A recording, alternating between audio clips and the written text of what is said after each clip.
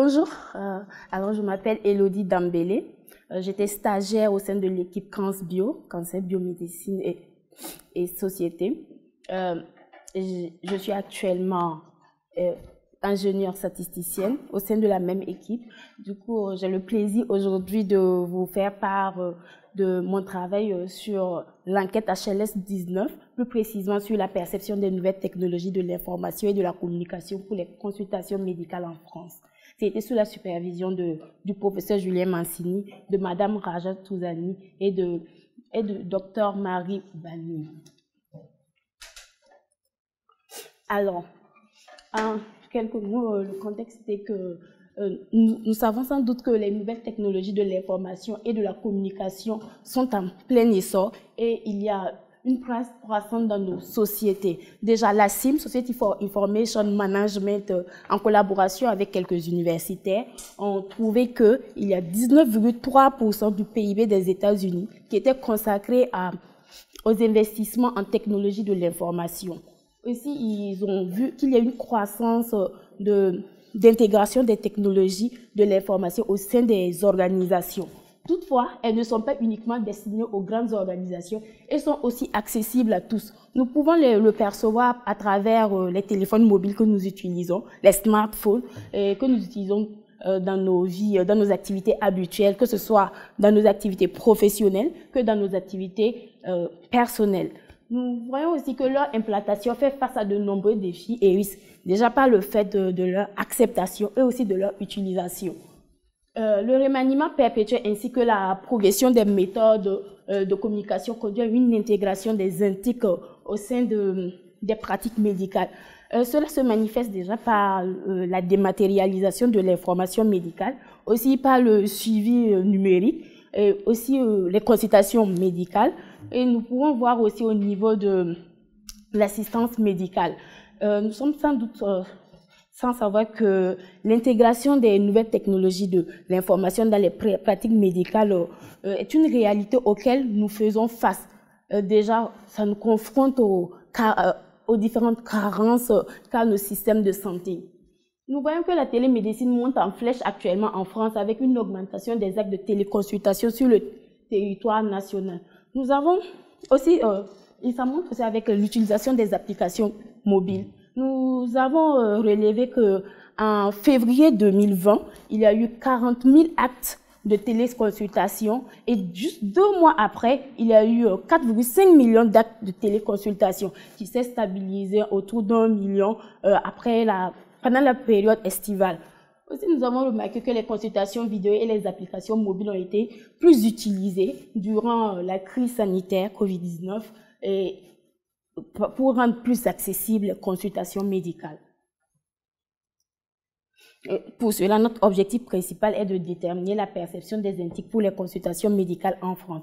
Plusieurs questions nous est venues à l'idée, à savoir quelle pourrait être la perception des intiques dans le cadre des consultations médicales en France. Aussi, quelle pourrait être la différence de perception entre les consultations médicales et aussi les applications mobiles. Nous nous sommes intéressés aussi aux caractéristiques sociales et économiques qui pourraient influencer la perception de nos différents types d'intiques en France. Une revue de littérature autour de notre thème a été faite et nous avons trouvé que des études précédentes ont vu qu'il y a une utilisation croissante de la téléconsultation. Aussi, nous avons relevé que la téléconsultation était utilisée par les médecins à plusieurs fins. Déjà dans le diagnostic des maladies, dans le suivi des patients et aussi dans le traitement.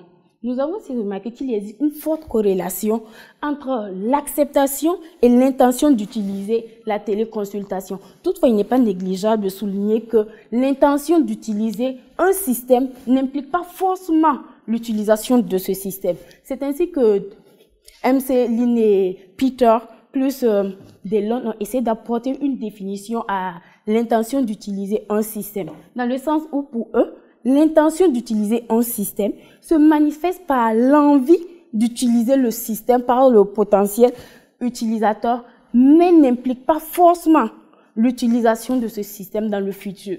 Nous avons aussi vu que la satisfaction de l'utilisateur est fortement corrélée aux bénéfices perçus des NTIC pour les consultations médicales. Nous avons relevé quelques bénéfices, déjà par un élargissement de la couverture sanitaire. Aussi, le fait que les différents utilisateurs gagnent en coût et en temps en utilisant les applications mobiles et aussi en faisant les consultations médicales. Aussi, pour les médecins, pour les cliniciens aussi, on relève le fait qu'ils arrivent facilement à faire le choix entre les patients qui ont vraiment besoin des consultations en présentiel. Nous avons noté aussi que la satisfaction de l'utilisateur est négativement liée au niveau de désagréments occasionnés par la technologie.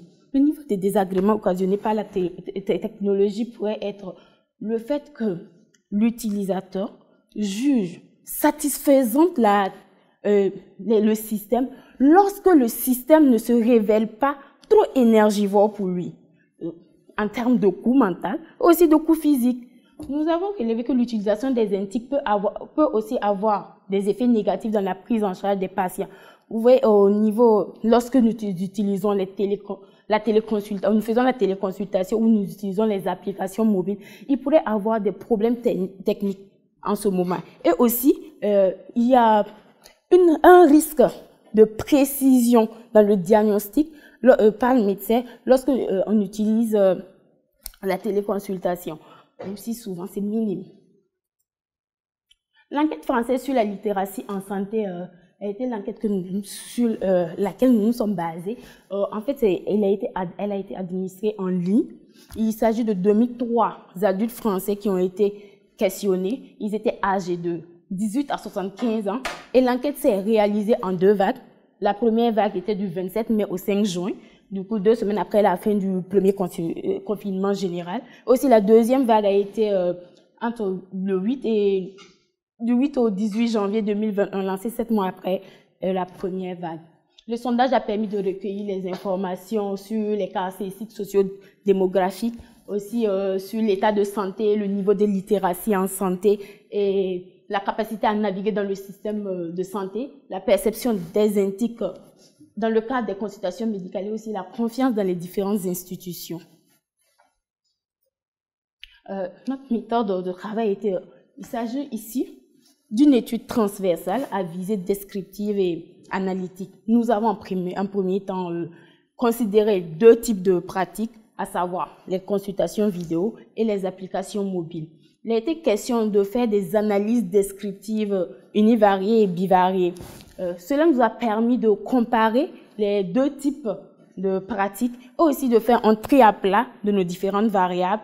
Et ça nous a permis aussi d'exclure les variables qui avaient une p-value supérieure à 5%. Par la suite, nous avons pu modéliser à travers les modèles logistiques binaires et nous avons pu voir l'impact de nos différentes variables retenues sur nos variables dépendantes. En ce qui concerne nos variables dépendantes, au départ, nous avions 4 variables, à savoir la diffusion par Internet des vidéos, l'enregistrement vidéo, les applications pour prendre rendez-vous et les applications pour répondre aux questions. Nous pouvons voir à travers notre graphique que les applications sont plus perçues utiles que les enregistrements vidéo. À la suite de cela, nous avons étudié la corrélation entre nos 4 variables et nous avons jugé bon de les réunir 2 à 2. Et les variables en lien avec les consultations vidéo, ensuite les variables en lien avec les applications vidéo. Cela nous a permis d'avoir cela. Nous pouvons percevoir que les consultations vidéo sont perçues. Il n'y a que 29,9% des répondants qui perçoivent utiles les consultations vidéo, comparativement à 69% qui perçoivent utiles les applications mobiles. L'échantillon est composé de 51,4% de femmes. Il y a 38,4% de personnes qui sont âgées de 36 à 55 ans, ils représentent la plus grande majorité. Et aussi, 60,5% ont un niveau supérieur au bac. En ce qui concerne les variables en lien avec la santé, nous pouvons voir que 51,5% 5% n'ont pas de maladie chronique, mais seulement 5,1% sont limités. Pour ce qui est de la fréquence des consultations chez un médecin spécialiste au cours des 12 derniers mois, nous pouvons voir que 41,6% ont une fréquence d'au moins une fois et 45,9% ont une fréquence d'au moins 3 fois. Et aussi, pour les variables en lien avec la gestion de l'information en santé, 39,6% ont un niveau de littératie suffisant. Et les analyses bivariées nous ont permis de relever les variables qui sont associées à la perception des différentes pratiques de pratiques des entités. Nous avons donc procédé à l'analyse multivariée. Nous pouvons percevoir que le fait d'être interrogé à la deuxième vague diminue la probabilité de percevoir utile les consultations vidéo. Et aussi, nous pouvons voir que la probabilité de percevoir utile la consultation vidéo diminue avec l'âge et ainsi qu'avec le niveau de navigation dans le système de santé. Par contre, nous voyons que le fait de vivre dans une zone urbaine et le fait d'avoir confiance aux représentants politiques, avoir sa main née dans un autre pays, le nombre de visites chez un médecin, avoir une fréquence d'au moins une fois de visite chez un spécialiste des 12 derniers mois, augmente la probabilité de percevoir utile les consultations vidéo. En ce qui concerne les applications mobiles, nous voyons que la probabilité de percevoir utile les applications mobiles diminue avec l'âge et aussi avec un niveau excellent de navigation dans le système de santé. Par contre, la probabilité augmente avec le fait d'avoir confiance dans les représentants politiques, avoir sa main née dans un autre pays et aussi le nombre de visites. Non, avec sa main née, oui, et aussi le nombre de visites chez un médecin spécialiste au moins une fois. Par contre, je reviens pour ça. Le nombre de visites chez un médecin spécialiste les 12 derniers mois ne ressort pas dans les consultations vidéo.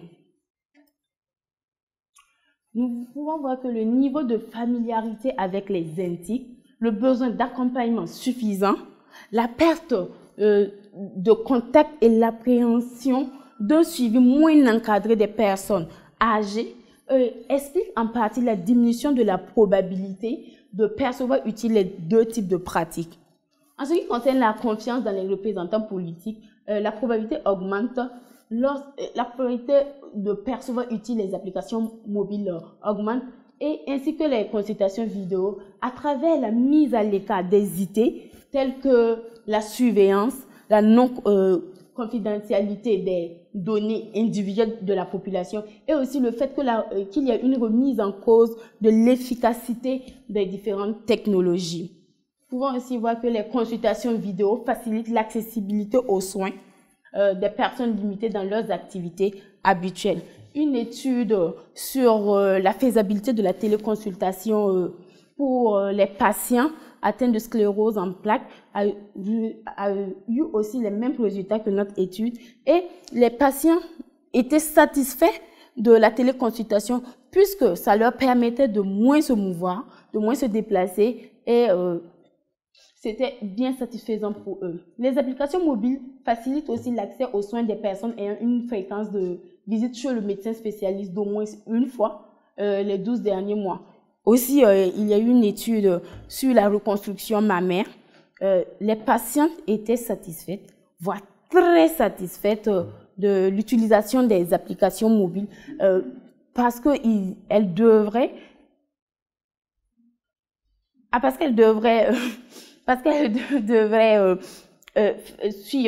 être suivies par les spécialistes les 30 jours après la chirurgie. Du coup, les personnes avec un faible niveau de navigation dans le système de santé ont besoin d'enregistrer les consultations afin de montrer à leurs proches pour plus de compréhension. Cela explique le fait que le niveau de navigation contribue à diminuer la probabilité de percevoir utile les différents types de pratiques. Nous pouvons aussi expliquer ça par le fait que les personnes qui ont un niveau excellent ont un sens critique un sens critique très développé et aussi le fait qu'ils ont confiance en leur propre jugement. En conclusion, nous pouvons dire que les Français adhèrent plus à l'utilisation des applications mobiles dans le cadre des consultations que les vidéos. Et aussi, plusieurs facteurs sont associés à l'utilité perçue des consultations vidéo et des applications mobiles. Les limites de notre enquête pourraient se voir au niveau du fait que l'enquête a été effectuée en ligne, ce qui signifie que les personnes étaient déjà familiarisées aux NTIC, et aussi le fait qu'il y a une grande proportion de personnes avec un niveau supérieur au bac.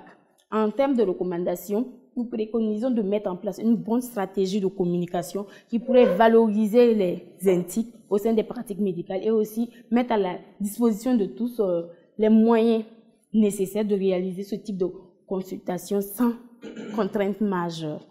Je vous remercie.